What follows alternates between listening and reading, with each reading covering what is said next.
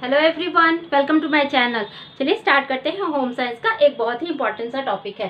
Generally इससे जो question आते हैं वो आप लोग सॉल्व तो कर लेते हैं, लेकिन कभी कभी क्या होता है, इजी से क्वेश्चंस भी हम लोगों को थोड़े से प्रॉब्लमेटिक हो जाते हैं। तो आज हम लोग टीजीटी का एक बहुत ही इंपॉर्टेंट पॉइंट है, सीडी का बाल मृत्यु की समस्याएं। ठीक है, एक ये है बाल मृत्यु की समस्याएं। तो चलिए बिना टाइम वेस्ट किए स्टार्ट करते हैं और डिस्कस करते हैं इसको डिटेल में। तो सबसे पहले देखते हैं कि 68.8% यानी भारत में, इसका मतलब है कि भारत में आज भी 68.8% जनसंख्या वो क्या है, गांव में निवास करती है। ठीक है, तो 68.8% जनसंख्या आज भी गांव में निवास करती है, और गांव में निवास करती है, और कई सारी रूढ़िवादिताओं, परंपराओं और अज्ञानता और अशिक्षा के कारण क्या है, बाल मृत्यु की समस्याएं जो है वह बहुत ही ज्यादा है भारत में। चलिए आगे देखते हैं। इंपॉर्टेंट लाइन है, किसी देश की बाल मृत्यु दर, यानी ध्यान दीजिएगा, बहुत ध्यान से इसको समझिएगा, किसी देश की बाल मृत्यु दर उस देश की सामाजिक व आर्थिक स्थिति का सर्वश्रेष्ठ सूचक है। ध्यान दीजिएगा, सर्वश्रेष्ठ सूचक है, यानी किसी भी देश की सामाजिक और आर्थिक स्थिति का सर्वश्रेष्ठ सूचक क्या है, तो वह वहाँ की बाल मृत्यु दर, वहाँ की सामाजिक व आर्थिक स्थिति का सर्वश्रेष्ठ सूचक। ये बहुत ही इंपॉर्टेंट लाइन है, इसको ध्यान रखिएगा। तो देखिए हमारे भारत में, वर्तमान में भारत में बाल मृत्यु दर कितनी है, यानी बाल मृत्यु का मतलब होता है 0 से लेकर 4 वर्ष तक के शिशु। ठीक है, तो 0 से लेकर 4 वर्ष तक के शिशु बाल मृत्यु कितनी है हमारे भारत में, तो प्रति 1000 पर 133, यानी 1000 पर 133 बच्चों की मृत्यु। ये कितनी ज्यादा है आप लोग खुद इससे अंदाजा लगा सकते हैं। तो क्या है, सामाजिक व आर्थिक स्थिति का सूचक होने के कारण जो है बाल मृत्यु दर इतनी ज्यादा है कि हमारे देश की सामाजिक व आर्थिक स्थिति इसी के कारण जो है वह नीचे की ओर है। ठीक है, अब देखते हैं बाल मृत्यु के कारण, डिस्कस करेंगे बाल मृत्यु के कारण और बाल मृत्यु की समस्याओं के उपाय के बारे में। ठीक है फ्रेंड्स, तो चलिए बिना टाइम वेस्ट किए स्टार्ट करते हैं। तो सबसे पहले देखेंगे हम लोग कारण क्या क्या है। बाल विवाह। बाल विवाह क्या है, एक बहुत ही महत्वपूर्ण कारक है बाल मृत्यु दर में। क्यों? क्योंकि जब आज भी, वैसे तो सरकार ने नियम बना के रखा है कि लड़कियों की उम्र जो है वह 19 वर्ष होनी चाहिए विवाह के लिए, और लड़कों की 21 वर्ष। लेकिन आज भी कई जगहों पर बाल विवाह की प्रथा जो है वह प्रचलित है, यानी 13 से 14 वर्ष तक की उम्र में लड़कियों की शादी करा देनी चाहिए। शादी करा देने से क्या होता है कि जो लड़कियां होती हैं उनके जननांग अपरिपक्व होते हैं। अपरिपक्व होने के कारण जो है, जब वो खुद ही परिपक्व नहीं होंगी तो एक शिशु को कैसे, स्वस्थ शिशु को जन्म देंगी। तो माता परिपक्व होगी तो शिशु भी जो है वह अपरिपक्व होगा, और अपरिपक्वता के कारण क्या हो जाती है, उसकी मृत्यु हो जाती है। इस कारण बाल विवाह भी एक बहुत ही महत्वपूर्ण रोल निभाता है बाल मृत्यु दर में। नेक्स्ट देखते हैं माता का स्वास्थ्य। सही बात है, अगर माता, एक स्वस्थ माता ही स्वस्थ शिशु को जन्म दे सकती है। अगर माता ही स्वस्थ नहीं होगी तो वह शिशु का ध्यान कैसे रखेगी। ठीक है, अगर गर्भावस्था में शिशु का ध्यान न रखा जाए तो शिशु क्या होगा, वह संक्रमित पैदा होगा, उस रोग से संक्रमित हो जाएगा। और अगर पैदा होने के बाद, यानी स्तनपान कराने वाली महिलाओं का भी ध्यान न रखा गया तो क्या होगा, उसके स्तनपान कराने से वह रोग उस शिशु में भी हो जाता है। इस कारण माता के स्वास्थ्य का भी बहुत इंपॉर्टेंट रोल है।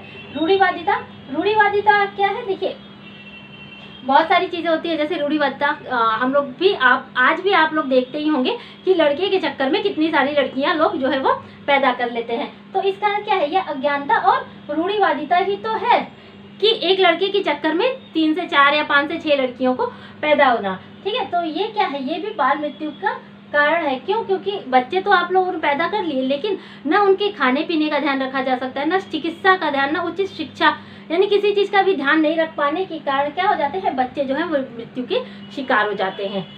देखते हैं असंतुलित भोजन। नेक्स्ट है हमारा असंतुलित भोजन, यानी निर्धनता और गरीबी के कारण जो है, निर्धनता और गरीबी के कारण जो परिवार होता है वह क्या होता है, वो भोजन के संतुलित भोजन का जो है वह व्यवस्था नहीं कर पाता। संतुलित भोजन के अभाव में जो बच्चे होते हैं वह कई सारे रोगों से ग्रसित हो जाते हैं, और इसका जो होता है, कई सारे रोगों से ग्रसित हो जाते हैं, और अंत में क्या हो जाता है, उनकी मृत्यु हो जाती है। नेक्स्ट देखते हैं गर्भावस्था में असावधानी, यानी गर्भावस्था में असावधानी भी शिशु की मृत्यु का कारण हो सकता है।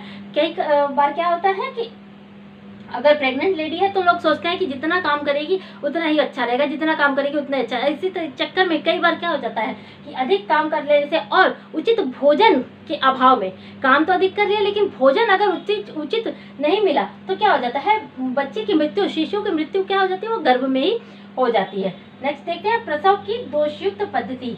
आज भी गांव में क्या हो जाता है, जो प्रसव कराया जाता है वो गांव में घर में ही दाई या नौसिखियों द्वारा करा लिया जाता है। इसका कारण क्या होता है कि गंदगी रहती है, न ही स्वच्छ कपड़ों का, न ही चिकित्सा का, न ही प्रशिक्षित कोई रहता है, जिससे कि प्रसव जो है वह दोषयुक्त रहती है। और उसका कारण क्या हो जाता है कि बाल मृत्यु जो है वह, बच्चे की मृत्यु जो है हो जाती है। माँ बच्चों के पोषण में कमी, यानी कि माँ और बच्चे दोनों के खाने पीने का अगर ध्यान न रखा जाए, उन्हें उचित भोजन या उचित पोषण न मिलने के कारण वो कई रोगों से ग्रसित हो जाएंगे और फिर मृत्यु के शिकार हो जाएंगे।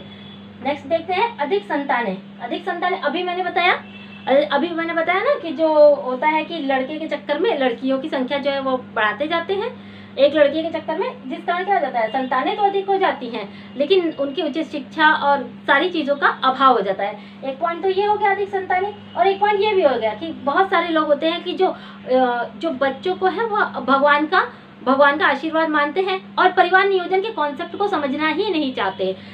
ठीक है, तो क्या हो जाता है कि बच्चे भगवान का आशीर्वाद है, यानी जितने भी दे रहे हैं आप लोग बस ले लो, चाहे ना उनके खाने पीने का ध्यान रख पाए ना कुछ कर पाए। ठीक है, तो ये कॉन्सेप्ट आप लोगों को समझ में आ गया कि बाल मृत्यु के कितने कारण हैं, और भी बहुत सारे अनगिनत कारण हैं जिनको कि आप लोग आसानी से एग्जाम में निकाल सकते हैं। लेकिन कभी कभी क्या हो जाता है कि आसान से क्वेश्चन भी हमें